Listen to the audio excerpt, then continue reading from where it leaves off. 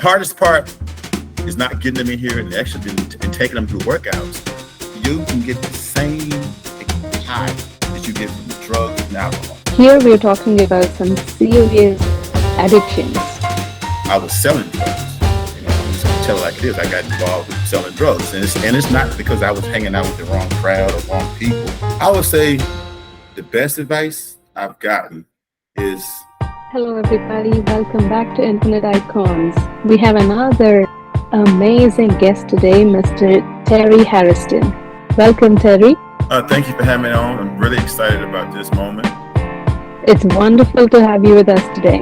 You're no stranger. You are a professional bodybuilder. You're a life coach. You are also former Mr. America and an entrepreneur Yes. running multiple fitness centers. But we do not know much about your foundation, the Tracy Dion Hairston Foundation. What is the objective of your foundation? When did it all start? Could you give us a little walkthrough? Yes, well, okay, I'm not going to go into a lot of depth because it takes some time, so I'm just going to get right to it. So the foundation actually started right shortly after my brother passed away. He had a alcoholic problem, and for a number of years, and unfortunately, suddenly it took his life. So shortly after that is when I started the foundation, and I did it out of honor of him. That's why it's called Tracy Dion Foundation.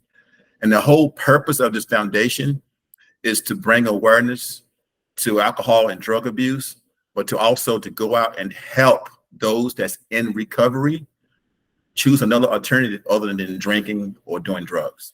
That's really the main purpose of this foundation. That's a great cause. So sorry about your loss, though. That's okay. You It know really what? hurts. Let me talk about that for a second. Mhm. The thing about that, when my brother passed away, I really didn't know how to respond or how to feel. I was numb, and I kept asking myself and asking, praying about it and trying to see why did this happen. And I turned, and what I did, I said, what? I'm gonna turn a negative into a positive. I'm gonna do something very special with this loss. And like I said, so that's why I started this foundation. Yeah, definitely. You're converting something painful to something productive and useful to so many. Yes, because that's something I know he would want me to do. So So is that your brother, what we're seeing on your t-shirt? this is a picture of my brother. You see the hands of all nationalities holding each other for Right. like strength and support. So love. So this is what this foundation is about. It's about encouraging people, motivating people, lifting people up in every aspect of life. Definitely, yes, we're all together. Right. Generally, it is hard to get over any kind of a habit. Yes. Here, we're talking about some serious addictions. Yes. So, how do you help those individuals grappling with addictions? Well, okay. Well, first of all, what I do is get them in here to train them. That's just to get them in, to work them out, teach them to choose working out or exercise instead of going to the bar or going to the corner or somewhere picking up some type of drug, to help deal with the trauma that they're dealing with. Because what causes all these issues with alcohol and drugs is internal trauma that you're dealing with. So, which is good to do the exercises, to work out, different things like that. Meditation is good too, but you still have to heal, which means addressing the issues, addressing the drama. You have to go to counseling, talk to someone about it constantly, because this is a life thing. This is a lifetime thing. It's not like you can just go to a counselor 5 or 10 times and you'd be done with your trauma.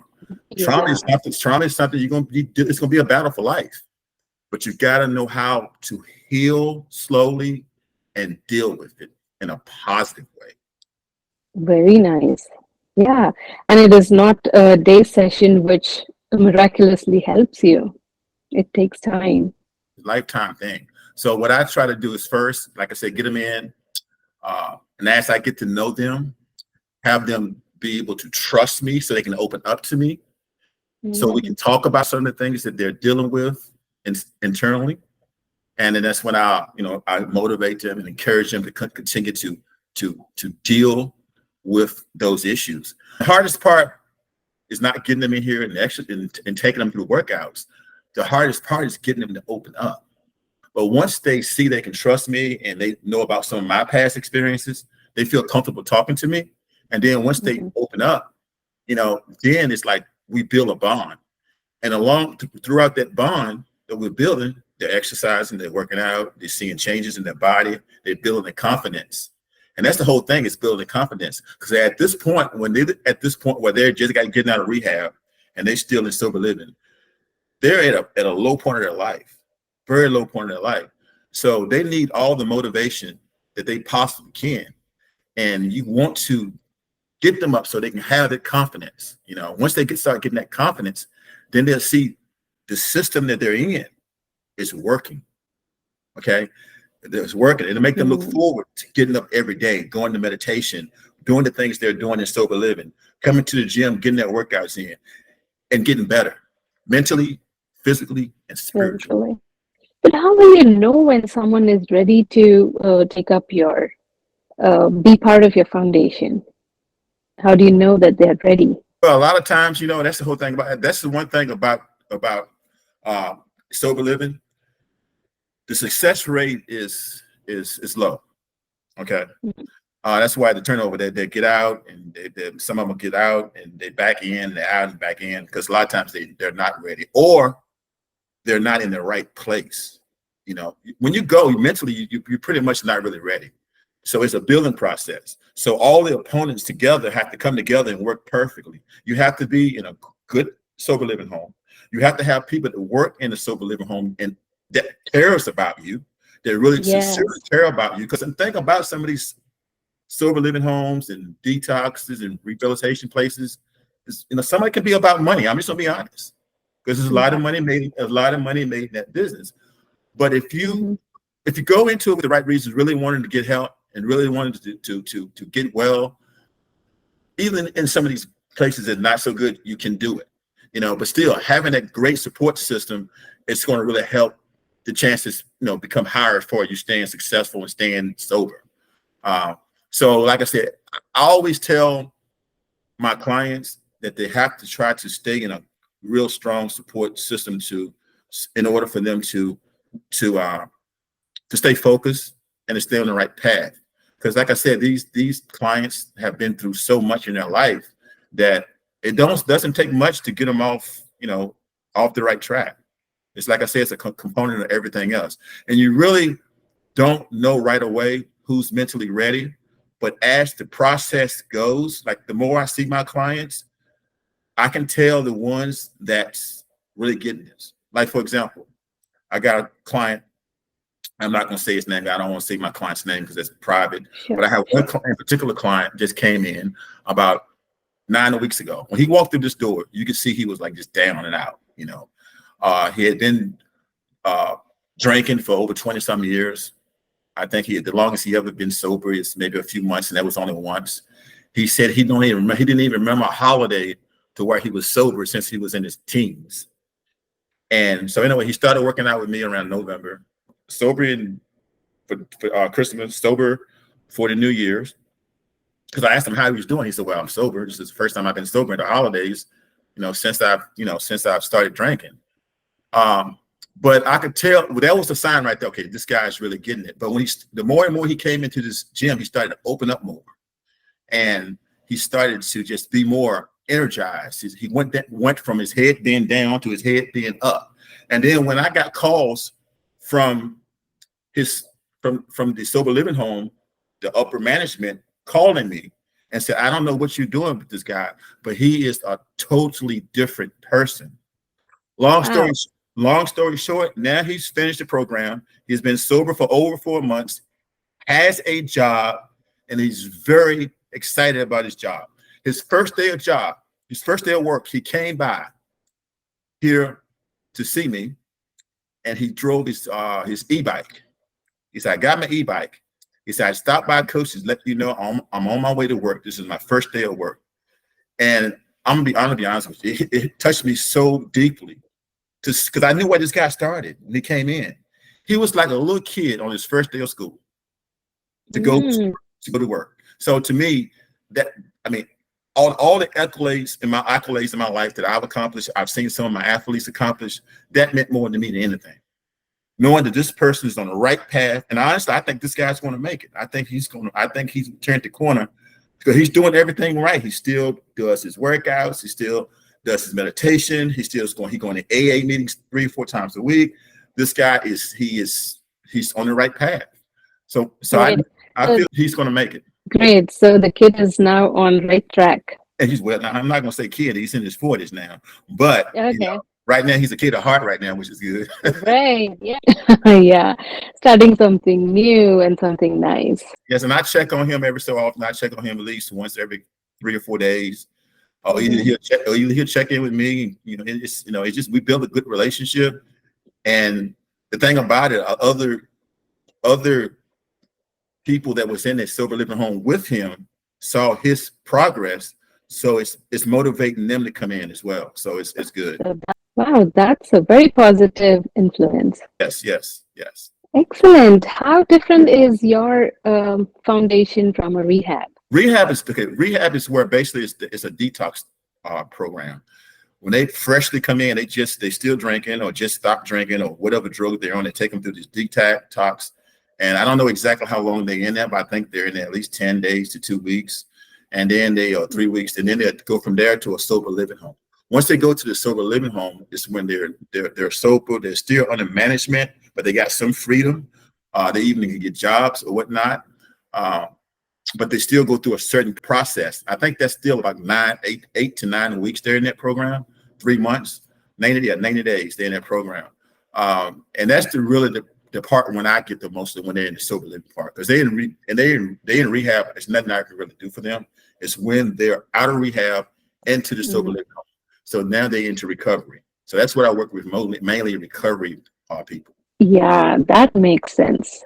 So they would have already decided what to do with their life or stop what they've been doing, and then they approach you. Yes, but they're still working on it. Though. They're still working on it because, like I said, when my client came in, he had some ideas about what he wanted to do, but he wasn't too sure. I mean, he didn't know what to do for work. He just knew because he's from a different state. So he knew he didn't want to go back to that state. He wanted to stay here in California.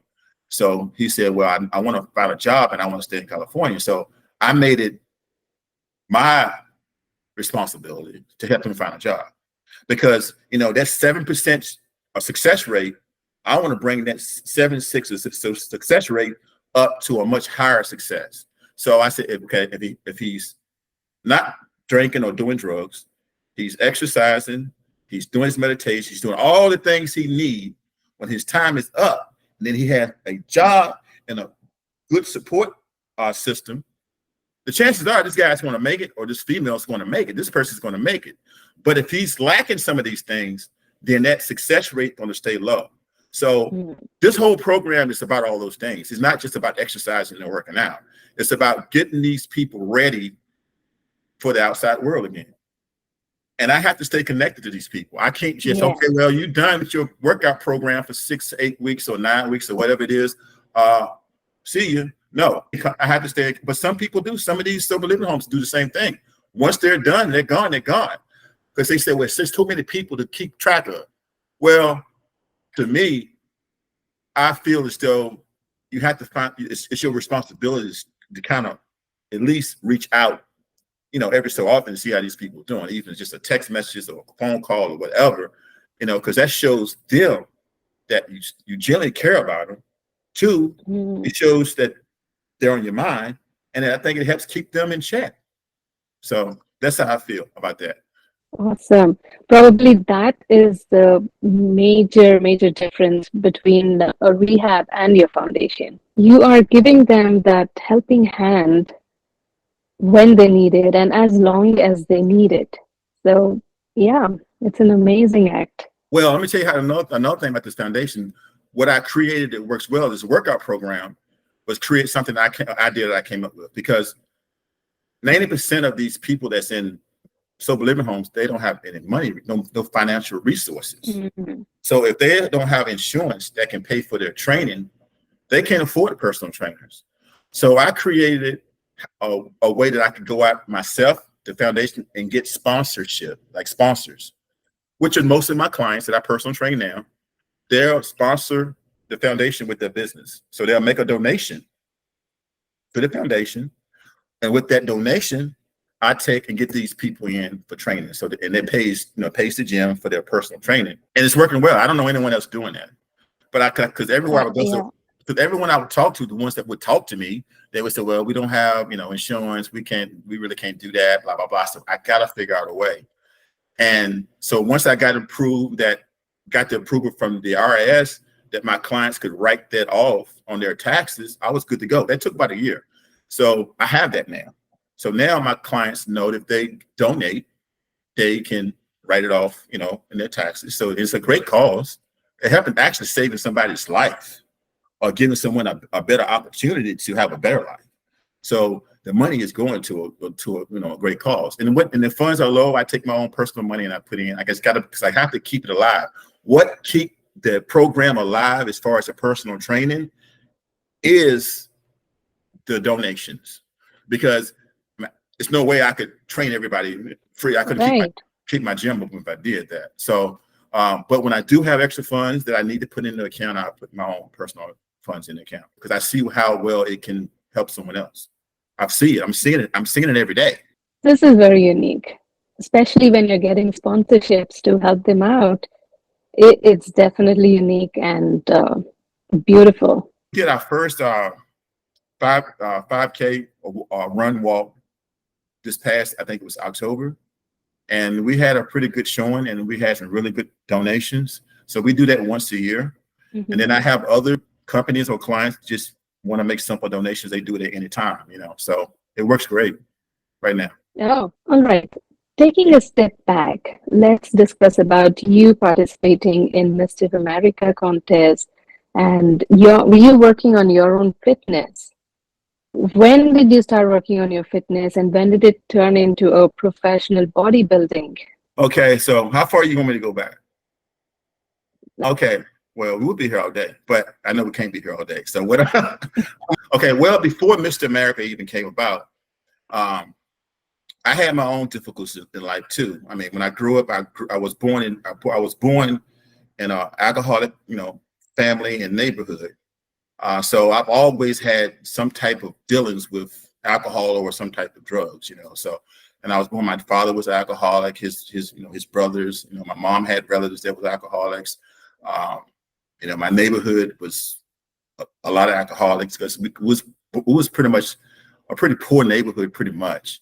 So at that time, during that time, it was a lot of depression and a lot of things going on like that. So people would resort to alcohol, which is a depression, make things worse. But for some reason, they would want to drink their problems away. But of course, it didn't happen that way. So I was raised up like that. Things got pretty bad, with me and my father for a while, and I wanted to just get out. I'm not going to get into details about things that happened, but I know I needed to get away. So I went to Virginia State University just to get away. And then when I got there, that's a whole different situation. Things even got worse. I had my first dealings with drugs. I wasn't brought up with doing drugs or taught to do drugs, but when I got to college, I got involved with drugs, but in a different way. I was 19 years old. I was selling drugs. I'm just going to tell it like it is. I got involved with selling drugs. And it's not because I was hanging out with the wrong crowd or wrong people. It was something that I chose to do. Most people want to put it on somebody else or put it on that person. No, it was something I chose to do. I had to take accountability for that because that's what I chose to do. So I did that for a few years, and I just saw how bad it was what I was doing was so bad to the community. I saw that, I was contributing to things that I was basically saw growing up that I didn't like. Yeah, so I was basically doing the same thing. But again, that's when you're dealing with trauma. You don't know that you're dealing with trauma. When you're a kid, you don't even know what trauma is.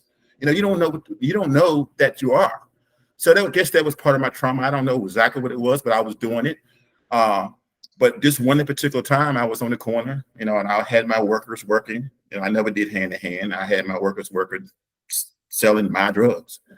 And this lady pulled up, and she pulled up in a car, and she had a car full of Christmas gifts. It was like a few days before Christmas, and she sold all her gifts. I'm assuming it was her kids' gifts. I mean, bicycle, bikes, toys, everything, just for a few hours. Okay. So to witness to that, I felt so bad, so guilty. So I said, well, I'm gonna pull myself from this corner and go home. And I said, I don't want to see it anymore. I just let my workers do their thing. I stay out of sight. It didn't matter. At that point in time, it was in my mind. I could see it at night when I went to sleep. I could see what was going on. And so I couldn't get that out of my head. But what finally did it was when I went home. I came home on weekend and I gave my mom some money. I was trying to give her some money anyway. And she looked at me and told me how disappointed she was in me. That broke my heart because I know I had broke my mom's heart. So I felt that big. I felt like it's so small. Yeah. And so that's when I decided I had to stop that. So within a few months, I was out of that life. So I got a job working in a hotel for $4.50 an hour. I went from making thousands of dollars a week to making $4.50 an hour working at a hotel. I think it was Holiday Inn. I think, yeah, Holiday Inn. It was. So from there, that's when I started getting more in bodybuilding. I was still lifting, but I never competed. But a few times. So I met this trainer, which is now my best friend, and he started training me for my first show, which was a AAU show.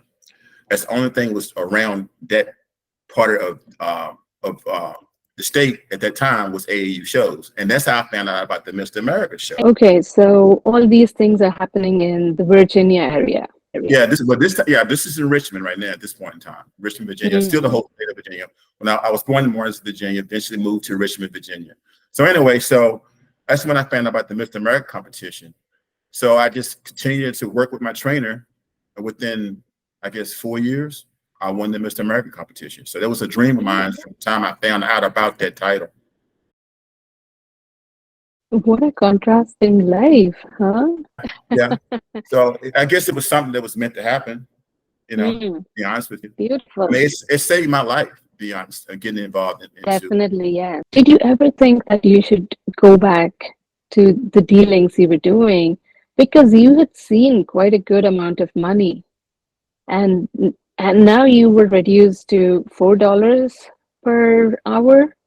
So that's hard. Go back to do what? Sell drugs? No, Yeah. never, no.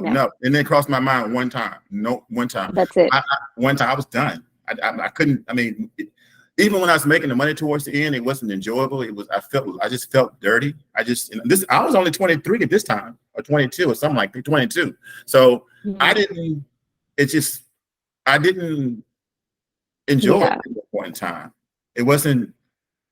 Think about it. I'm only 22 years old at that point in time, and I'm feeling guilty, and I'm feeling that way. That's why I asked you. Did you feel like going back because you were pretty young? Exactly. At that time, you only think most young people would be thinking about is the money. No, because first of all, I wasn't brought up that way, and two, just seeing that, like I said, just thinking about those kids waking up the next day with no Christmas gifts. I thought I took myself back because that was always an exciting thing for me and my brother. Is when we got up to see the gifts there the next morning. So now I couldn't live with the guilt. And one of the things I was told when I first started doing things like that, if you're going to be a drug dealer, you can't have conscience. Well, I had conscience. It bothered me. I just couldn't do it. So eventually I went from the hotel to working in a gym. And that's when things started changing for me. My best friend, which is my coach, offered me a job maybe a year after I was working at the hotel to come there to be a trainer on the floor, to open up in the mornings, open the pool up, and all these different things for $5.50 hours. So that was $1 raise. I was excited about $1 raise. But then I started getting more and more involved in training, making more money, and then eventually I won the title. Then I started my own business. So it all worked out. Excellent. That's quite a story. All right. Now that we are still talking about you as Mr. America, what did you see as fitness and health?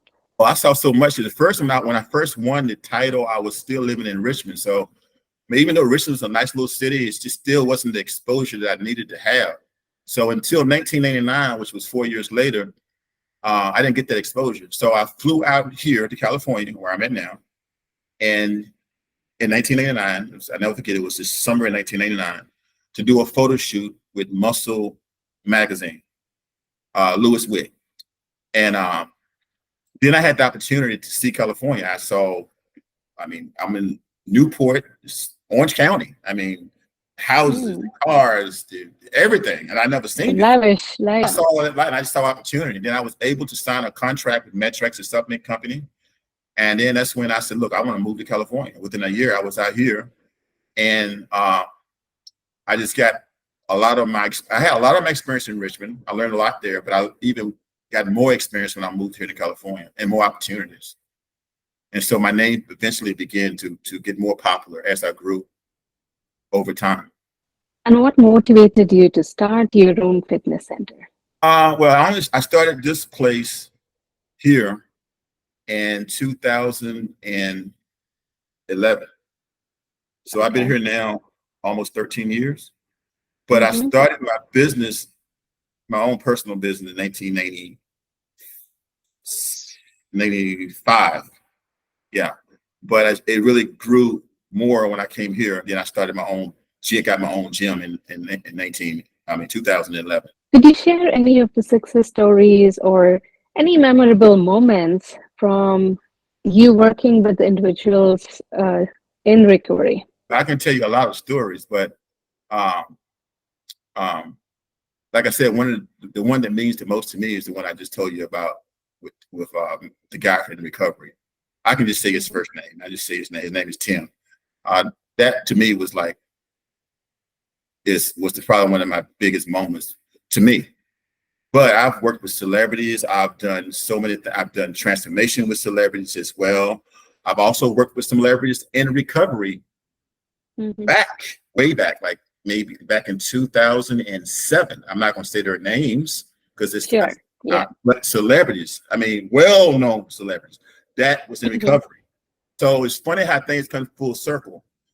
I was doing that, actually not really trying to do it, but just one of my clients on a sober living home, and he said, look, I got 2 clients I want you to train. Could you help me out? And I said, sure, no problem. But I had no idea that my brother, of course, would die, and I would start this foundation, and I want to make this a big part of my life. But now it's starting to all come full circle. Okay, so that's pretty good validation. You see people get through, and transform into a better life. That should be fulfilling. Yeah, to me, that's more important right now, honestly, than me telling you stories about people I've trained for like bodybuilding competitions or anything like that, because that's all to me is kind of like cosmetic. I don't want to use the word cosmetic, but it's more. I don't even want to use the word vain. I don't know. It's just different to me. It's different than really helping someone change their life from. It's not as deep. Yes, it's not as deep. And don't get me wrong. It's a great thing to see someone accomplish their goals.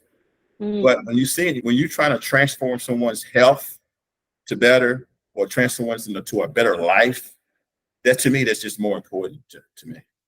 Definitely. Now, if you'd asked me that 5 years ago, I might not give you that answer. Okay. But now I look at things totally different than I did.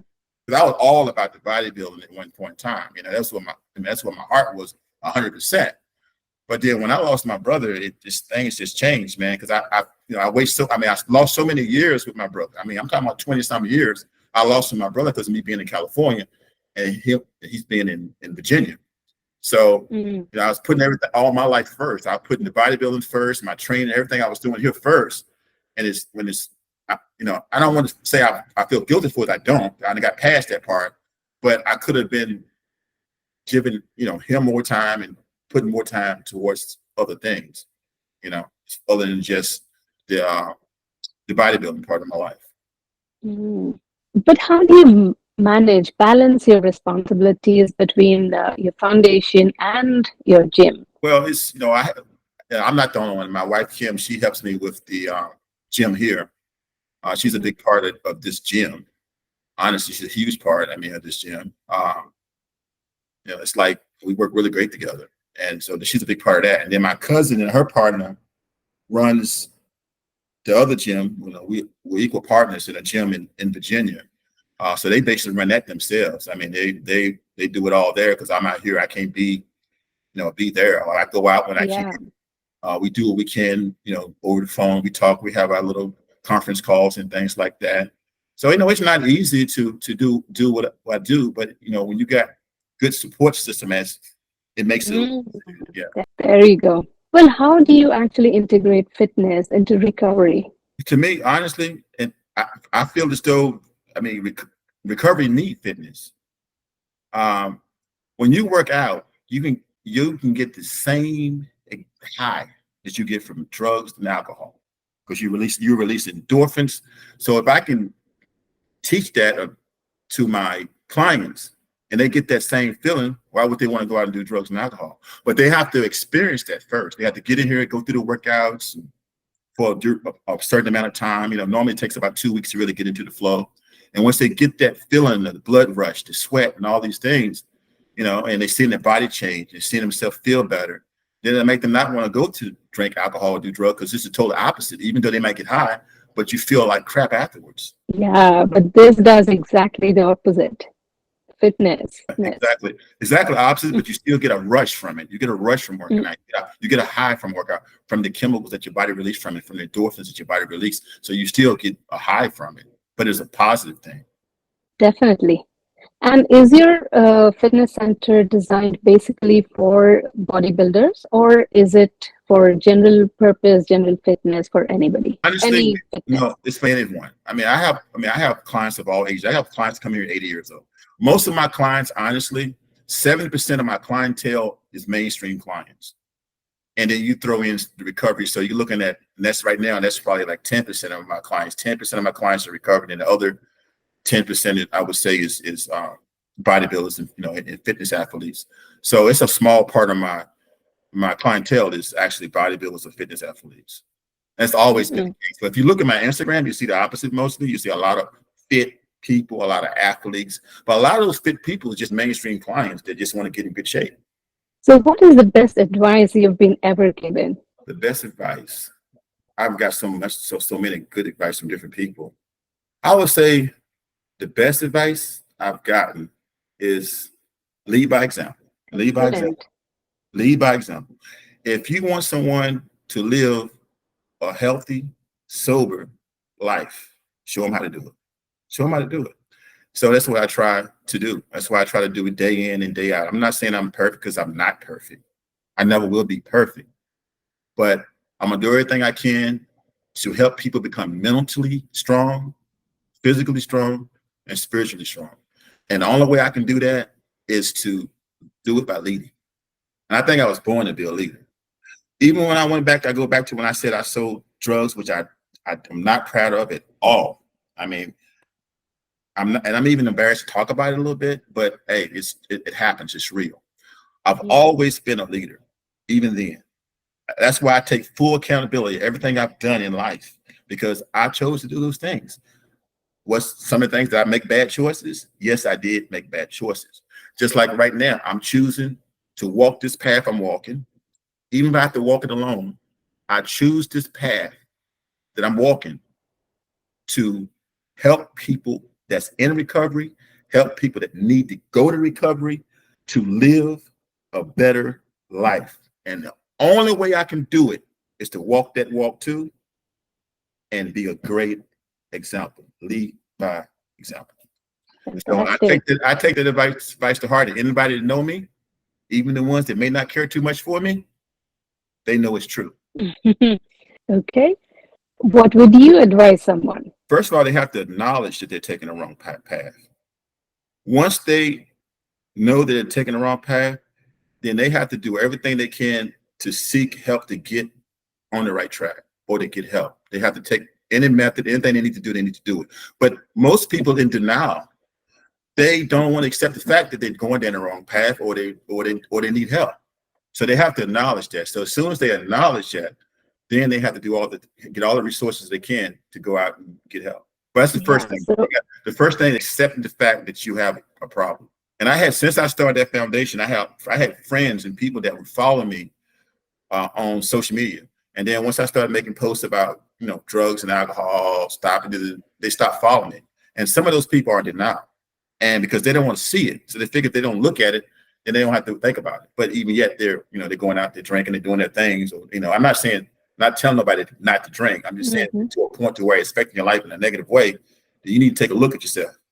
And I tell anyone, if they can't stop drinking for 2 weeks, for 2 to 3 weeks, they cannot go without alcohol or any type of drug, then they are an addict. Seriously, if they can't go 3 solid weeks with no alcohol, if they're trying to and they can't, then it's a problem. All right. So start small and keep building. Yes. What's your future goals for your foundation and your gym businesses you have? Okay, well, the gym business, and let's talk about the foundation, because to me, the gym business is all of it is connected. I just want to get to the point where it's maybe 20 or 30 or 40 or 50 or 60 or 100 or 1,000 people like me doing the same exact thing, whether they're connected with my gym or not, but out there train other trainers that want to do the same thing I'm doing. They want to go out and help people that's in recovery stay sober. So basically, I want to have more trainers here on the floor. I want to have even some doing online, whatever they can do online, some kind of way connected with me somehow to grow this foundation. I want to grow this foundation. I want to be I promised my brother's daughters, Keita and Kiki, that the Tracy Dion Hairston Foundation would be a household name one day. And I'm going to do everything in my power to make that happen. Everything in my power. And it's not about ego.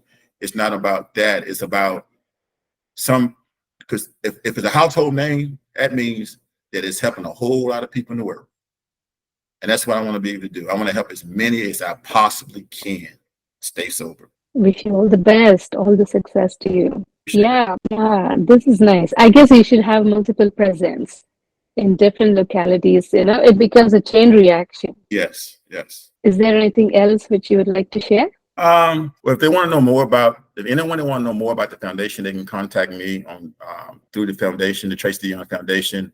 They also can go to the Village of Hope Instagram page, TDH Village of Hope Foundation page. They also can contact me on the Sculptor One IG page if they want to be a part of this team or in any kind of way. If they want to make any kind of donation, any kind of way, just reach out to us and let us know. Tracy Dion Hairston's Foundation.com. So what is that one golden nugget that our audience should take away from this episode today? What should this audience take away?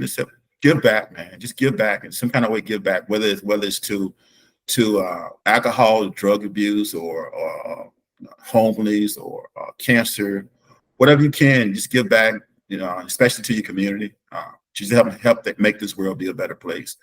Just don't let it all be about yourself. So many people are so caught up in their own life. I was that person at one time that you forget about your loved ones. You forget about what's going on in the community and just focus on what you're doing. I think we all need to think about each other some kind of way. There's someone out there somewhere that needs help somewhere, and so I think we just need to be more considerate of what's going on around us. It was wonderful. Wish you all the best. Your thoughts and insights are definitely valued. My hope is that this podcast contributes positively to the well-being of everyone. Thank you so much. And thank you for having me on. Absolutely. It was a pleasure.